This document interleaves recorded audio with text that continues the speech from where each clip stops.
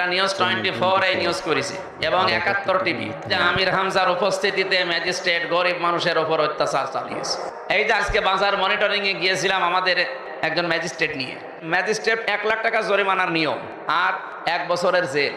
আমি সাথে ছিলাম, আমি বললাম না আজকে অত কিছু করার দরকার নেই, ছেড়ে দিন। যেহেতু তারা সরকারি লোক, সর্বোচ্চ তারা 5,000 টাকা জরিমানা দিয়ে, আমি তাও কমাতে চাচ্ছিলাম। আমি মনে করলাম যে সর্বোচ্চ 1-1,500 2,000 টাকা দেয় অন্তত সংশোধন করার জন্য। ম্যাজিস্ট্রেট বলছে আমি গতকালকেও লোক পাঠিয়েছিলাম ম্যাজিস্ট্রেট, তারা এসে অলরেডি সতর্ক করে দিয়েছে, কিন্তু এখনো কোনো পরিবর্তন নেই। আপনি অন্তত এমপি সাহেব, আপনি সবার উপরে কুষ্টিয়ায় বাধা দিয়েন না, অন্তত 5,000 টাকা না দিলে কালকে আবার করবে।